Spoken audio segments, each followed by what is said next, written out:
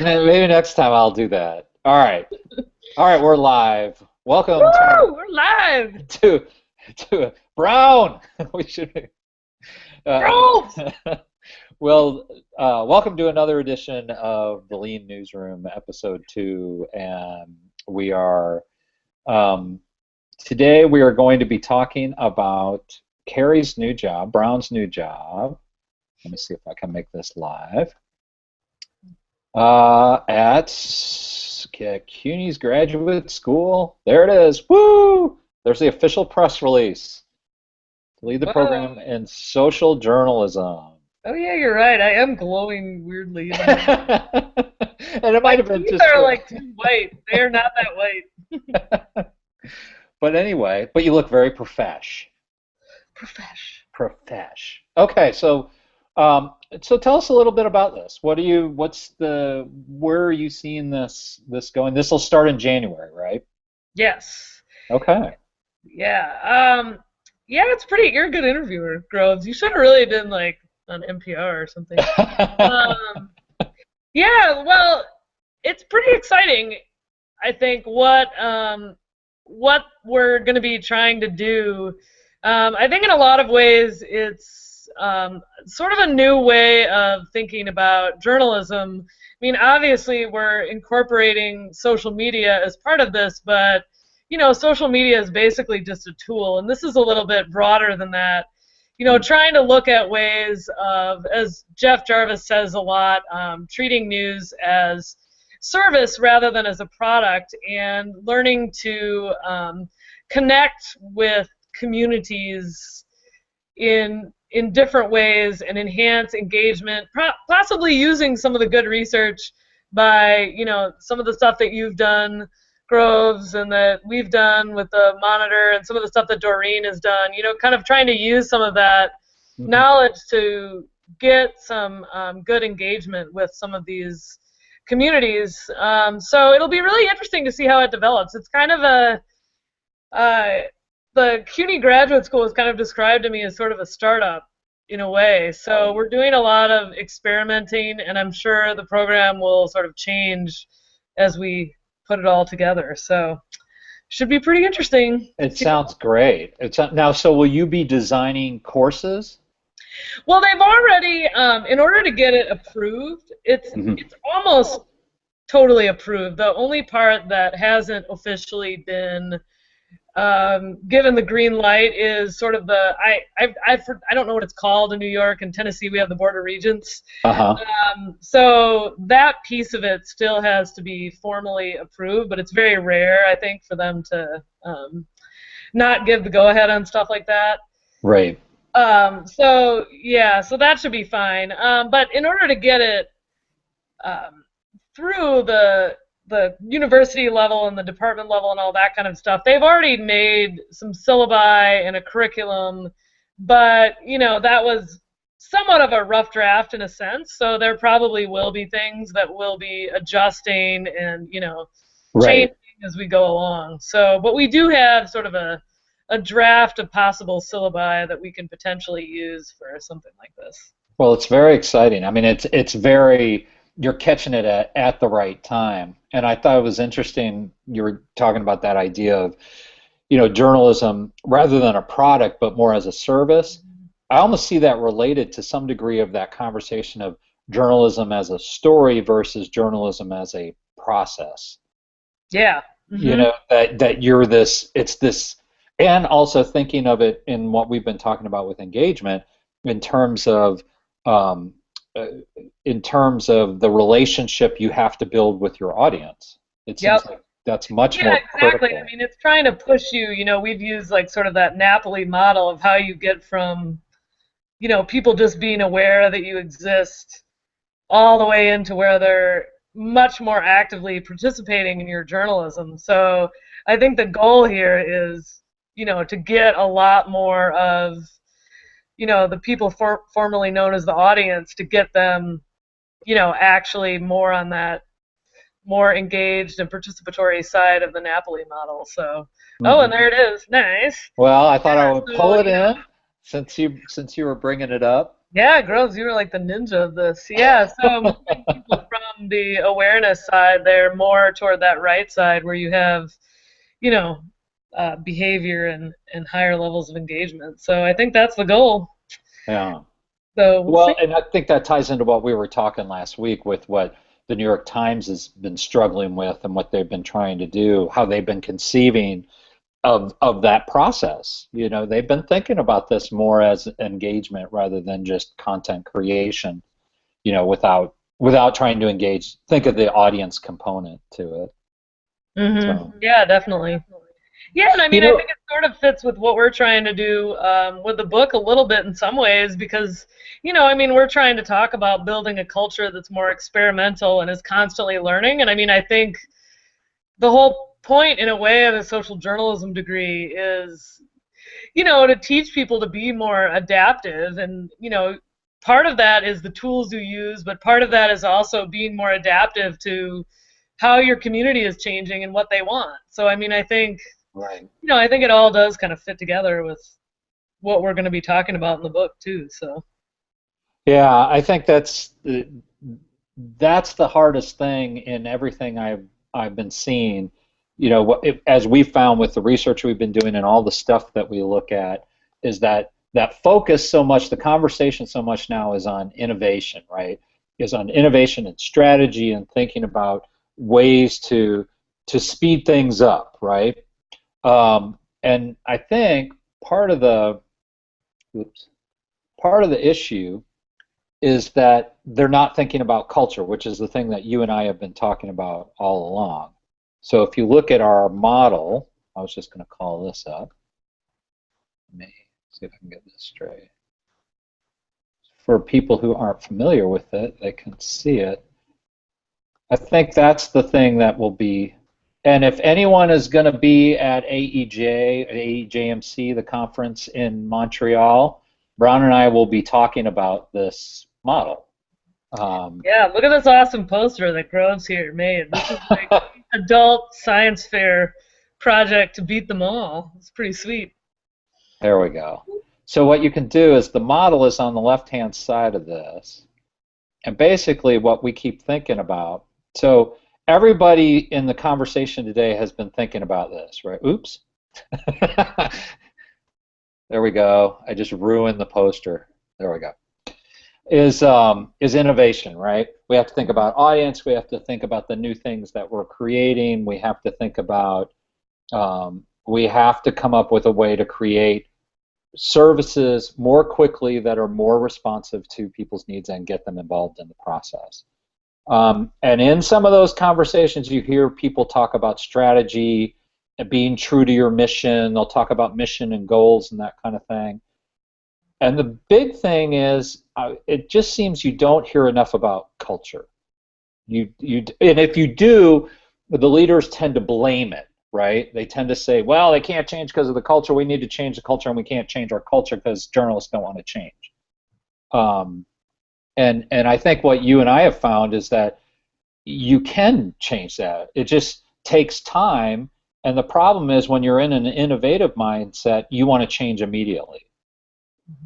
And you have to think, how do we change these things, these processes, gradually over time and have these new successes that will alter the culture as we do have these new successes. So we don't define ourselves in terms of those Pulitzer Prizes we won 20, 30 years ago. We start to define ourselves in terms of, that 25% gain in traffic, that, the improvement in Facebook interaction, or those kinds of things that we're looking for, or however we choose to define those things. But anyway, does that make sense? Did I Yeah, explain that yeah, no, properly that makes enough? a lot of sense. Yeah, and I mean, I mean, this is sort of just talking now, but my ass to a certain extent. But I had sent you an email earlier today, and I've just been I was just like kind of thinking about that in the shower, and I don't really know. This is now not really based on any theory necessarily, but I mean, do you think that maybe that those that we've that scholars maybe have placed a little bit too much of an emphasis on kind of a hierarchical model of leadership. I mean, in newsrooms that fit very well, at least in the past, because they were extremely hierarchical. And I'm not saying I don't think leadership is important, because it totally is for like a million obvious reasons. But it's just like there was something about, I was just reading it and I was kind of thinking to myself, you know, like I wonder if we just kind of underestimated the ways that people that don't necessarily have formal leadership roles can make a really big difference if they understand some of those same principles and models and stuff. I mean, I don't know. This is more of just, I'm just talking. I don't really know the answer to that. No, I think you're right. I think historically organizations have had hierarchy, partly because of, back from the manufacturing days. It made a lot of sense because you had people doing repetitive tasks. They weren't knowledge-based workers, and they had skills. I don't mean to diminish that they didn't have valuable skills and important skills, but once they mastered those skills, it was just a matter of making sure, using that Taylor model of management, right? Let's see how much the efficiencies we can squeak out of the system, and let's make sure that we are, controlling our employees in a way and giving them, monetary incentives to keep them working. And the way to do that is we have this strong bureaucratic structure to make sure that everything comes off the way that it should. As we've moved towards a more knowledge-based service culture, you have to foster more creativity, and that means less strict control. You have to find that right balance between how do we control or not control them, but inspire our employees to do what we need them to do and inspire creativity, but also make sure that they're not just sort of wandering off into no man's land, and that they're actually accomplishing work, because there's still work to be done. I almost think of that to some degree, if you remember, several months ago with Yahoo, right? With Marissa Mayer, one of the things that she did, she said, okay, no one's going to work from home anymore. You guys got to come into the office. We got to see each other. We've got to interact. There's got to be this personal aspect. And a lot of people got really ticked off about that, because they were like, hey, wait a minute, you're not acknowledging me or empowering me as a worker, which means there's more to me than the workplace. There's my family aspect, and quality of life is an issue for me. And that's what makes managing in this environment so much more difficult. Yeah, I don't know. I was just kind of thinking about, when I was doing a lot of my interviews at the Journal Sentinel, I mean, it was really interesting because, both sort of the leaders and the staff were like, there's kind of two different types of people. Some just like, they'll just go guns blazing and just like try something, whether or not anyone's told them to do it or whether or not there's any reward. I mean, they'll just do it. And then there's other people that are tend to want a lot more structure and like direction. It's not that either one is necessarily inherently good, but the leaders were kind of like, we're in such a tumultuous time, we need more employees who are just going to do it, and not wait for us to sort of slowly like walk them into this. And I mean, I don't know, it just kind of made me think, I wonder if there are ways that you can use some of these principles of like transformation of change to kind of help lower level staffers figure out how they can be better change agents or do their own leadership, or you know what I mean? I don't know. I mean, just some way they can that's exactly, because if you think of Everett Rogers, right, and diffusion of innovations, that's one of the things that he talks about is finding those change agents, also finding those opinion leaders in your organization that people listen to and they see what's going on. We saw that to some degree at the Monitor with, you had certain key people in the newsroom that embraced this new idea, right? They said, okay, we're going to do curated roundups of what's going on in the news. We are going to embrace the idea of checking our page views on our stories and try to figure out which ones connect more with the audience, and think about maybe that's going to affect the type of content we create and how we tell stories in the future. And I think that's using a smart iterative process, and you're giving it a shot. And so if you have those people in your organization, I think the key, this is where your leadership comes in, is you empower those people. So you don't necessarily make them leaders, but you acknowledge them, and you say, you start to learn from them and say, hey, here's somebody who's doing it the right way. Here's something we want to embrace. And that's where the leadership comes in. It's basically saying, because a lot of times some of the leaders will fear that because it's something different. It doesn't have anything to do with the front page. That's that website that we don't make any money from. Why are you doing that? Let's go back to what we know. And especially those that are in leadership positions, if they've been in leadership positions for a long time, they might be afraid of that because it's new and they don't understand it. And they don't know it, and they don't want to relinquish that control to someone to say, to say, okay, you know what? I'm going to let you go on this. Go ahead and take that chance, take that risk. You'll notice that's what we titled our paper, right? Yeah. Let me put it up there. Hold on. Exactly. For our vast audience. Yeah. There we go. We called it the Manifesto for Risk, because that's really what it comes down to. Because the more you're trying to control that change, the more you're going to inhibit innovation. Really. I mean, that's the so. Cool. Yeah, I mean that. I didn't mean to get on a tangent from culture, although it's obviously related to that. But I don't know. It's just been kind of interesting to me because I maybe it's just partly with getting a new job, and I mean I've just been kind of thinking about how it also maps onto academia, where it tends to be very hierarchical, and there's just it's so fear-based. I mean, so many people are, well, until you get tenure, you can't do or say anything that might upset anyone. And but the funny thing is I mean, I don't think I necessarily did anything all that special, but just for me, I just kind of ignored that, and I did what I was going to do anyway. Yeah. And I think it has a way of working out in a transformative time that in ways that you wouldn't think. I don't know. It just seems interesting to me, because academia is in a similar situation in which it's undergoing a lot of disruption. Right now, it's extremely hierarchical, but I mean, it's getting harder and harder to kind of control that silo and have there is room to just kind of be no, I want to try this new project, so I'm just going to do it. Right. Whether or not my boss or anyone on up the hierarchy cares, and I mean, I don't think I did anything crazy at Memphis, but when I wanted to do something, I just did it, whether or not anyone's supported it or not, kind of. I don't know. And that's the things that you have to look at. And you and I have talked about that to some degree, the pressure for publish or perish among academics and researchers, especially in those 6 years, that first 6 years really should be your most creative. That's when you're figuring yourself out and defining yourself as a scholar, and they should encourage you to experiment.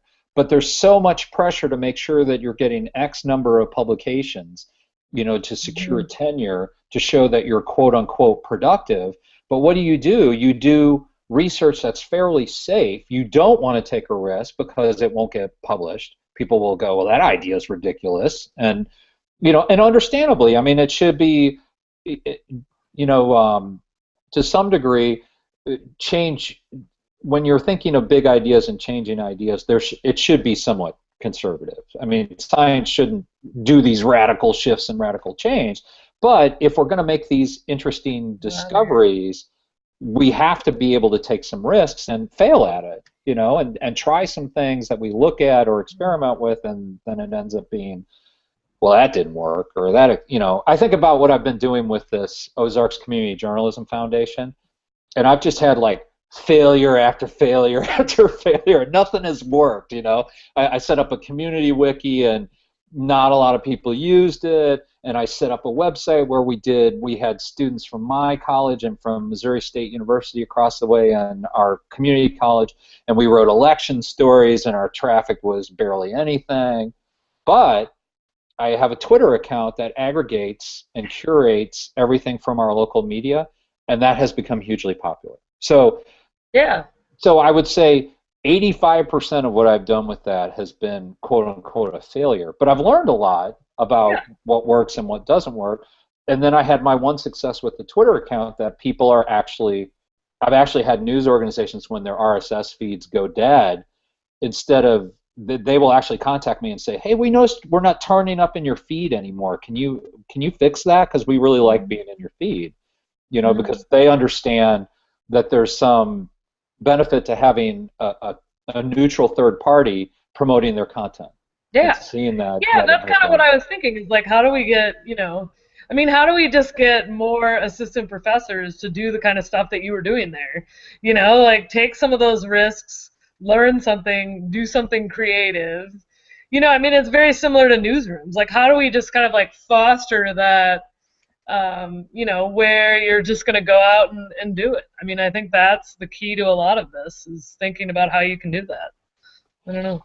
And actually, I think of that as a professor, that I think that that's really what my goal is as a professor for my Hmm. students, is Yeah. to make them comfortable with the idea that they're going to try something and they may shoot for the moon and it may just blow up in their face. And Hmm. they shouldn't be humiliated by that, and they shouldn't be embarrassed by it. They should embrace it and say, I think what Thomas Edison went through, 120 iterations of the light bulb or even more before he actually found the one that worked, right? So, I mean, that's what it takes. It takes experimenting and trying and doing all these different things, and that's where, how do you take that aspect, those short-term ideas, and do that, translate that into your long-term culture. So you create a culture of experimentation and risk, kind of like what Google has done. Even though Google's Yeah. still big, they foster those experiments and those labs. And the question will be, though, is if the day ever comes when Google isn't making as much money as they're making now, will they still have that same mindset? I'm Hmm. wondering if it's easier when you're making, you know, Yeah. millions upon millions of dollars, and you could say, okay, yeah, you can have your 20% Google time to it. Because if you think of, I think back in the 20s and 30s, Bell Labs, because Bell had the phone monopoly, and they had this Bell Labs place that they did all kinds of creative, really cool stuff, and they were experimenting and innovating because they could. They Yeah. said, we don't care if you make us any money. We just want to see what kinds of things you come up with, and they came up with really cool stuff. But anyway, Yeah. No, that's a really good example for sure. but I think you're right. I I think there is too much hierarchy. Um, I think it depends on your organization. Yeah. Yeah, definitely. There's no one size fits all kind of model for that. I mean, you really have to look at the dynamics within any given organization to kind of get a better handle on that. That's for sure. To Yeah. me, to me, that's the biggest lesson of all of our research, is Hmm. that I think, everyone, and I think I'm glad to see that the conversation among people who are looking at the future of journalism are reaching this conclusion as well, is saying you have to figure out what's right for your own organization, for your own constituency, for your own audience. That Hmm. we can't. I can't pull in and do what the New York Times is doing in Springfield, Missouri, or in Memphis, Tennessee. We have Right. to figure out what's right in those markets Yeah. No, rather than that's trying to mimic. Yeah, right. Yeah, that's a big piece of this. yeah. Very cool. Is there anything else you would preview about the excitement of seeing our poster at AEG? Yeah. Well, let's see. What I'm Dun, dun, dun. dun dun dun. What I am hoping, what I hope will be the excitement, and I don't, it depends how many people come and see what we have to say. Here, I was going to put it on the screen again. Um, there we go. Is everybody, if we look at the conversation, we think of what everybody has said about Christensen, positive and negative. Um, Porter is still pretty well known, especially among people who focus on strategy. When I hear when I look at the research that's been done in media contexts on media organizations from inside, from a management perspective, you hear them talking about Christensen and Porter. You don't often hear them talking about Shine and Ardress. Mm-hmm. You know, the organizational stuff, the culture stuff, is always in the context of mass comm theorists instead Yep. of organizational theorists, and it always goes back to that idea of you know, what are the, if you think of what are the values of journalism, how do journalists, what are the routines of the journalists, and how that affects what they're doing inside the organization. It almost empowers them over the organization, if that Mm-hmm. makes sense. Either that, or it's looking at it strictly from the strategic Porter perspective, where we're looking at it at an industrial level, right?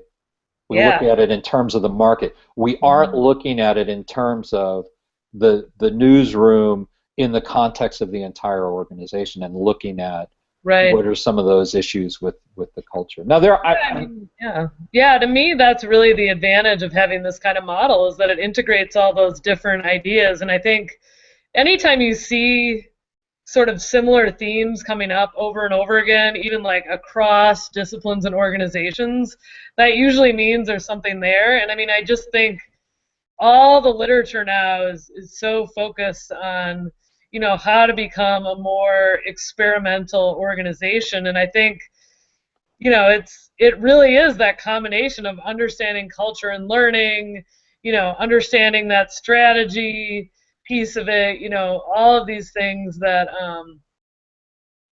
all of these things that that we're kind of pulling in together here. I think that's just really important. yeah. Well, Yeah. hey, Brian, I wanted to ask you, I noticed in your press release, it Yeah. talked about the research advisory board for the American Press Institute. Yeah. Was there conversations about culture there? No, we did Oh, not talk about culture there. Although what was interesting is that at lunch, I was kind of talking with a guy from the New York Times, and I sort of mentioned that that's where my research was, and his eyes lit up right away, and he said, "Oh, that's a huge piece of this." So, I mean, I think we necessarily had to focus a little bit at the meeting that we had this year, so we couldn't sort of cover everything, but we were looking a little bit more instrumentally at like very specifically, how do you create better mobile products. So we were kind of looking more at the audience end rather than the internal side. But, I just kept thinking while we were there, I was like, these are all great solutions, but if you can't implement them, it doesn't matter, and I mean that's where the rubber usually meets the road is like you come up with this great mobile strategy, but then boom, it like just is not executed. So I think that's where having the culture piece would maybe come a little bit further down the line from where we were at that meeting, but it's still going to be a really key aspect of all of that. well, and that's what I think here. I mean, I hope what people see in the model is that the goal of this is just to create a frame so that you're thinking about all aspects of this, and that what it does is it gives you some expectations, so that what you come up with under the innovation at the innovation level, you can expect those kinds of things to happen a little more quickly. At the Mm-hmm. strategic level, those are going to be more long range and probably to some degree traditional, because you think of vision planning usually is over a 3 to 5 year period, although some people would probably argue it's now down to 1 year. Um, Yeah. and then culture is even slower, so that you aren't going to snap your fingers and change your culture into an innovative culture. I don't think it's, I that's why I think it's been so instructive that we spent so much time with the Christian Science Monitor, because it's been really interesting to see how they've evolved gradually over this, the 5 years that we've spent with them, of Mm-hmm. seeing them kind of where there was so much hesitation that first year and so much nervousness about, are we kind of throwing out the baby with the bathwater by doing this, whereas they've started saying, hey, we've kind of, now that we've got some comfort, almost that Google comfort, because we've got enough page views, now can we sort of step back and say, how do we do that's true to us and fits our strategy and fits who we are, but we've moved our culture. Have we changed it dramatically? No, but we have moved it. We've moved. I would say they've moved the needle, quite a bit from where they were when we started with them. And I think part of that was you had the right. It started off with Jimmy Orr really shaking things up, but then you saw these other people in the organization, on the business desk and online, but also in the newsroom, on the national desk and on the international desk, that really people started looking toward them and saying, hey, they look at what they're doing. They're looking at page views. They're tailoring how they do their job, and they're actually succeeding. Maybe I need to embrace that as well. Yeah. Yeah, and I just finished that book. I've been taking just a few notes on it and putting it in our shared folder, but the book Saving Community Journalism by Penelope Abernathy at UNC. Yep. That really good. I mean, it's definitely something that in our book I'm sure we'll be citing it. It's really good. It covers a lot of these similar areas. It's a little bit more focused on particularly smaller newspapers, but it's not quite exactly our model, but she talks a little bit about culture and a lot about strategy, and it's good though because it's very specific.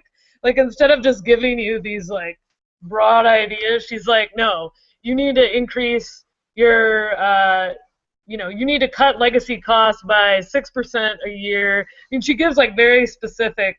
I mean, obviously you could adjust them a little bit for your individual newspaper. I don't think she's suggesting that, but I really like and then they have a lot of kind of models of how you might do some of the innovation piece that we have, like how do you do some of those audience assessments? What are some of the actual questions that you can ask, in like a reader survey or reader interviews to help you assess, what your readers want? Like, I think there's a lot of really good sort of specific stuff in there that I think is helpful, and especially stuff for like the sales staff. I mean, a lot of books, and even in our research, we're a little bit more focused on the editorial side. I mean, we've definitely interviewed some of the business side folks, but and maybe going forward we'll interview a few more as we do this. But she's definitely got some good stuff about that side of it. Is like, how do you train that sales staff? How do you adjust that culture, which is a little bit, that's its own thing. It's a very different animal than newsroom culture in terms of the ways people resist change. The